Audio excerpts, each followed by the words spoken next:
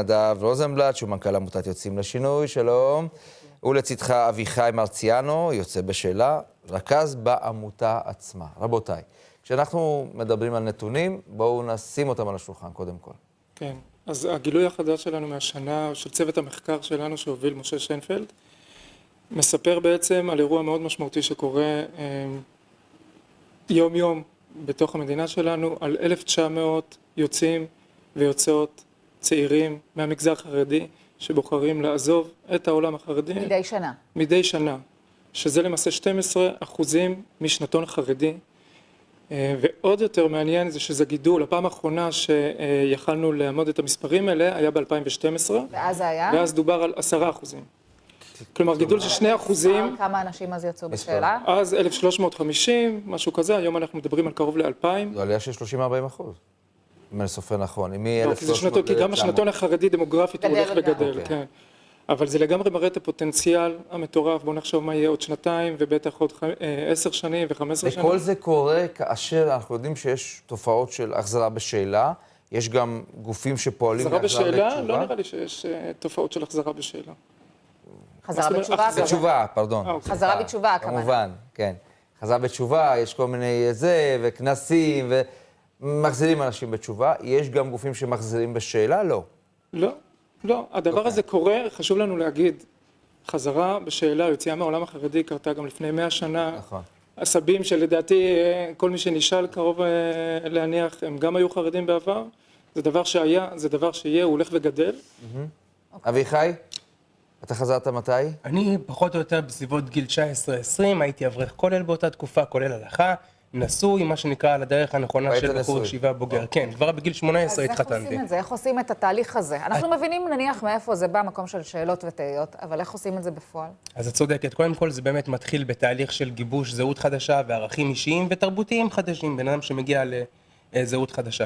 אחרי שנה נוספת של חיבוטי נפש ודיונים, גם עם הראש כולל, גם עם רבנים אחרים, אני מבין שאני הולך לוותר על פטור תורתו אומנותו, ולהגיע לצבא. מתוך הבנה, בתוך מה שקרה באותה תקופה, היה דיבור מאוד חזק על זה שהצבא ערוך לקבל חרדים לשעבר, חרדים, ואני אומר, אוקיי, מדובר פה באיזשהו חידוש גדול, אני מוותר על פטור תורתו אומנותו, והולך לצבא. עכשיו חשוב להבין, הצבא הוא הגוף הראשון בארץ שהקדיש זמן לחשוב ולכתוב נייר עמדה לשילוב יוצאים בשאלה במערכת שלו. אבל ההגדרות והמדיניות שהוא מקבל מהמערכת הפוליטית, נורא בעייתיות. ככה נוצר מצב שאני מגיע לצבא בין בסביבות ה-19 לקראת ה-20 כבר, נמצא באוהל עם עוד 7-8 חיילים בני 18, שאין לי איתם במשותף דבר וחצי דבר. לא הסיבות שהביאו אותנו לשם, לא ההכרה של העולם הצבאי, ולא כמובן הפערים תרבותיים מאוד גדולים שהקשו מאוד על השירות. עכשיו, בתור ארגון, כעמותה, אנחנו שמחים לקיים שיח עם הצבא, ורואים בו גורם מאוד חשוב בשילוב היוצאים בשאלה בחברה הישראלית. אבל אתה מדבר על צבא ספציפית, כי זאת התחנה שקולטת ראשונה? זו התחנה הראשונה. יוצאים רבים, ואנחנו בתוכם, כעמותה, רואים בצבא כור היתוך ושער כניסה לחברה הישראלית. הבנתי. לכן אני הגעתי לשם מתוך איזושהי... כניסה לחברה הישראלית, או משהו שגם גורם לחרדים שמגיעים לצאת בשאלה, כי זו דווקא סוגיה חשובה. את צודקת. ישבתי לפני בערך 1.5 שנה בוועדה בכנסת שדיברה על חיילים בודדים, ואחד הארגונים שם אמר, בסופו של דבר חיילים חרדים או דתיים שמגיעים לצבא, בקצה השני, יוצאים כשהם פחות מאמינים.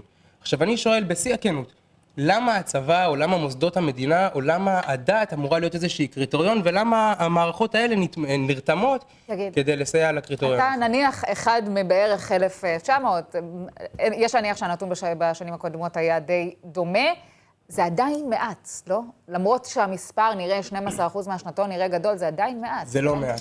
זה קורה מדי שנה. זה מדובר ב-1,900 אנשים מדי שנה שיוצאים, נדב קודם אמר את זה בהקשר של מטוס, כל חודש פחות או יותר, תחשבו על זה שמגיע לי כאן מטוס שיורדים מתוכו קפסיטי מלאה של מטוס שהם צריכים להשתלב בחברה הישראלית. הם נמצאים בכל מקום, בעיתונות, במחקר, בצבא, בכל מקום, וככל שאנחנו בתור מדינה נדע להבין שמדובר פה בתופעה באמת תנועה דרמטית מהרחובות החרדיים החוצה, ולהכין להם תוכניות יהודיות, ככה אנחנו נדע לשלב טוב יותר. טוב, מילת סיכום נדב שלך, מה חסר?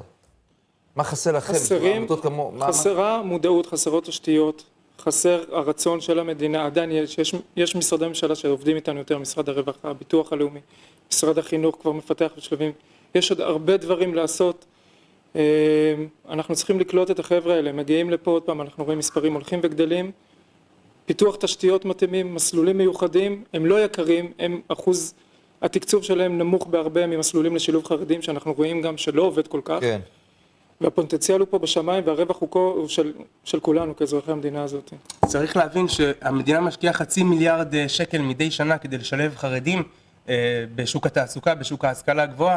אנחנו לא צריכים 500 מיליארד, אנחנו צריכים מסלולים, אתה יודע, תקן למישהו שילווה את האנשים בצבא, באקדמיה, שידעו למצות את הזכויות שלהם, אותה הנגשת מיצוי זכויות כמו שיש לחרדים, גם לחרדים לשעבר. רבותיי, תודה רבה, נתונים מאוד מאוד מעניינים. תודה רבה. הבאתם לנו הבוקר הזה, תודה רבה. תודה לכם. טוב.